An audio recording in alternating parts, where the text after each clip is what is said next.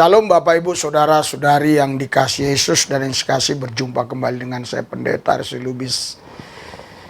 Belakangan ini kita melihat banyak sekali persoalan di negeri ini, terusus yang baru sebulan belakangan ini ada persoalan agama ya. Yahya Walloni, Muhammad Kacé, Napoleon Bonaparte, terus ada lagi ormas tertentu itu yang sudah dibubarkan.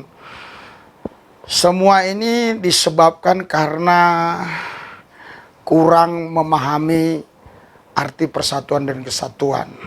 Kita satu bangsa, satu tanah air yang diikat oleh Pancasila dan Sumpah Pemuda. Itulah yang membuat mungkin satu sama lain tidak bisa toleransi. Bukan berarti kita harus sama keyakinan, bukan. Tapi walaupun kita berbeda keyakinan, kita tetap toleransi kepada agama lain dan kita tolak intoleransi, saudara. Dengan kondisi situasi seperti ini, ya apalagi kalau kita mendengar saudara kita Muhammad Kacé sudah menjalani proses hukum, kok dikeroyok lagi ya oleh seorang yang pangkatnya jenderal lagi. Ya inisial NB ya. Itu luar biasa. Dia bukan sendiri lagi, panggil temennya keroyok. Padahal Muhammad Kacé ya badannya seperti itu. Harusnya cukup sendiri aja juga Muhammad Kacé nggak bisa buat apa-apa. Nah, dalam situasi kondisi begini, saudara, muncul seorang Cinta Laura yang memberikan kesejukan, kedamaian buat kita semua, satu bangsa, satu tanah air. Mari kita lihat cuplikannya dan kita dengar ya dia membacakan pidatonya. Ini dia. Tapi jangan lupa dulu subscribe, tombol lonceng pencet, like, beri komen. Nah, ini dia. Sungguh sebuah kehormatan bagi saya diundang malam ini untuk mewakili generasi muda Indonesia dalam mengekspresikan opini kami mengenai moderasi beragama.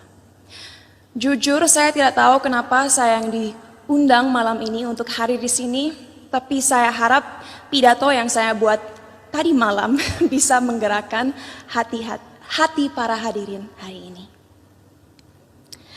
Sebagai generasi Z dan milenial, kamilah generasi yang akan bertanggung jawab dalam beberapa tahun ke depan atas arah yang akan diambil negara ini untuk menjadi negara yang lebih maju, modern, sejahtera, dan tentunya terkemuka di mata dunia. Thank you. Tapi nilai-nilai apa saja yang harus kita terapkan kepada masyarakat Indonesia agar mimpi-mimpi ini bisa terrealisasi? Pada saat ini, kita dalam situasi sulit, di mana adanya polarisasi dalam opini masyarakat. Terlihat jelas bahwa adanya ketidaksepakatan tentang apa yang dibutuhkan negara ini agar bisa benar-benar menjadi kesatuan yang kuat. Dalam satu sisi, generasi muda sekarang mempunyai keinginan besar untuk mempromosikan budaya dan identitas bangsa. Kami percaya akan pentingnya untuk negara-negara di luar sana melihat potensi, keunikan, dan kehebatan negara ini. Tapi di sisi lain, sampai detik ini, kita semua masih sering berkelahi dan menjatuhkan satu sama lain hanya karena perbedaan ras, suku, dan terutama agama.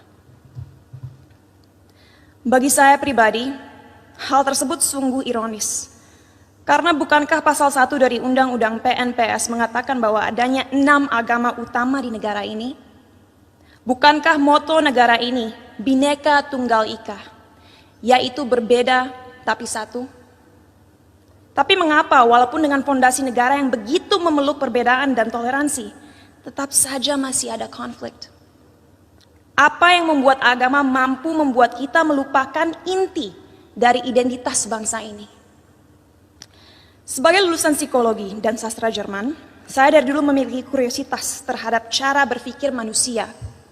Oleh karena itu, pengetahuan tersebut saya perdalam dengan mempelajari filosofi. Sampai detik ini, saya tidak akan pernah lupa akan apa yang dikatakan oleh salah satu filsafat paling berpengaruh sepanjang masa, yaitu René Descartes.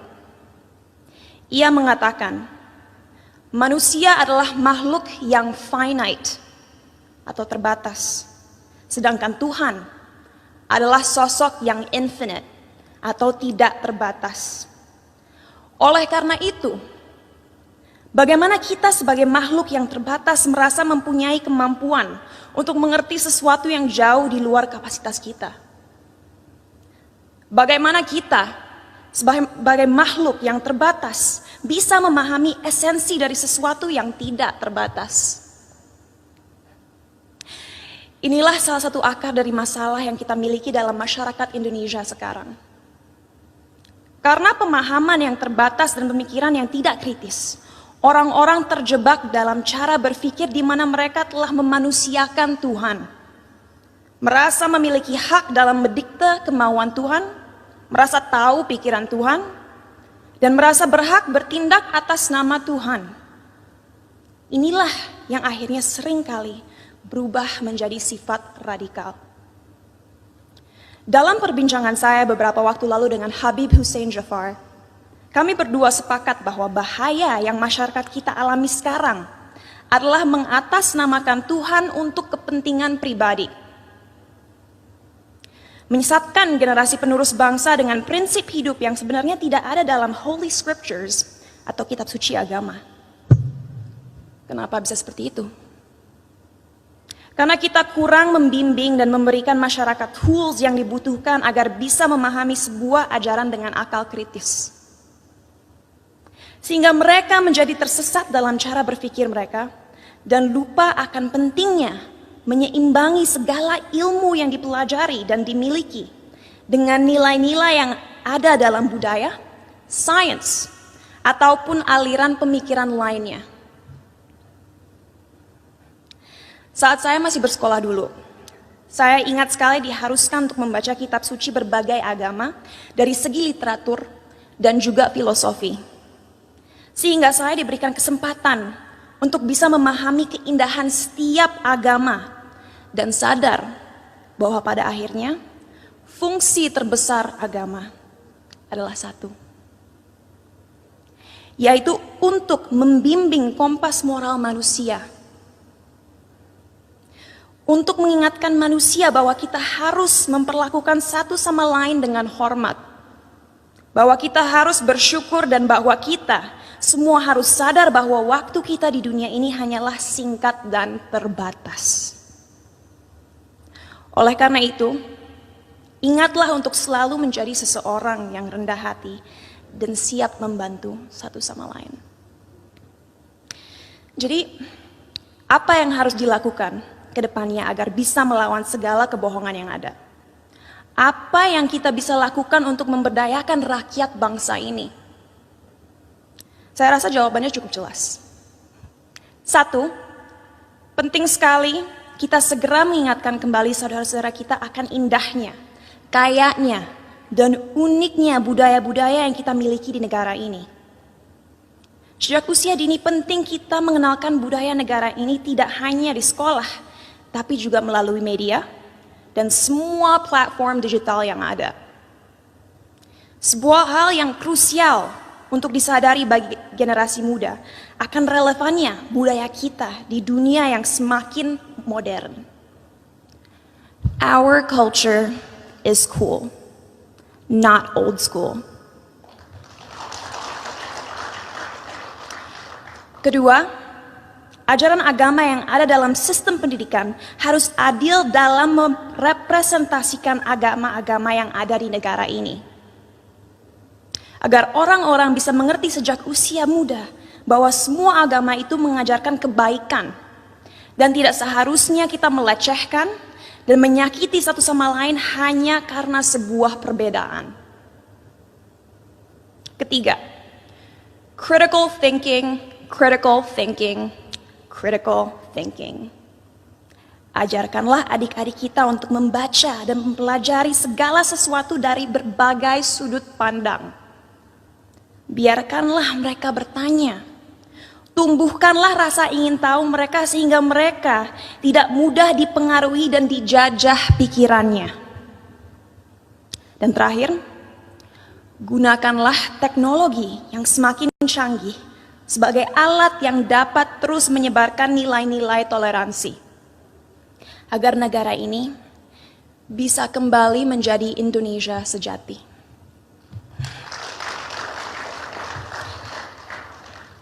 Sebagai penutup, saya ingin membacakan quote berikut.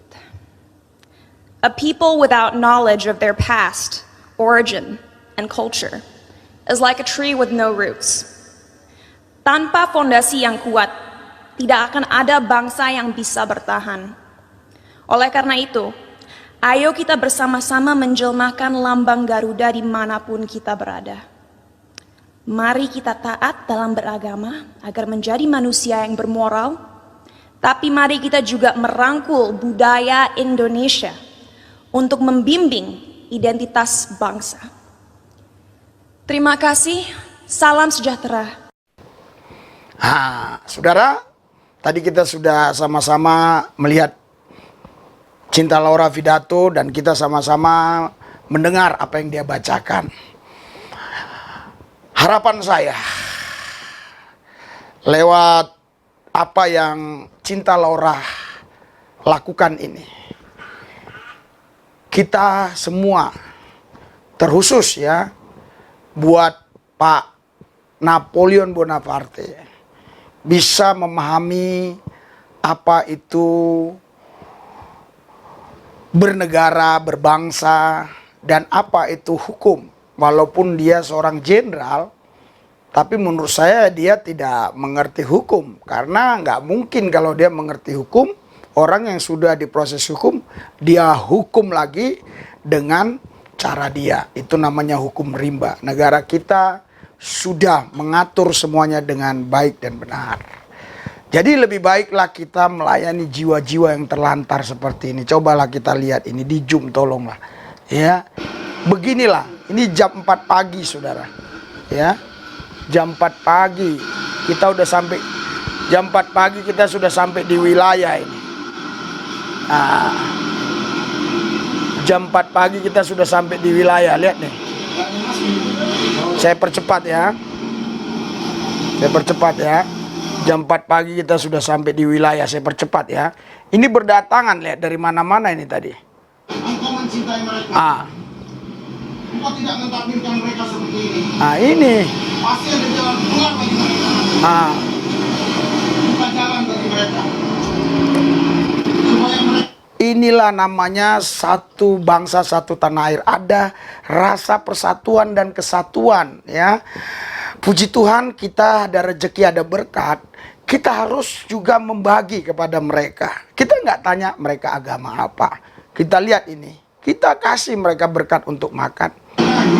Ya. Kita lihat ya. Setelah didoakan, kita lihat nih. Ya, ini di pinggir jalan, saudara. Di pinggir jalan. Kita latih lagi mereka olahraga sempat nih. Olahraga, saudara.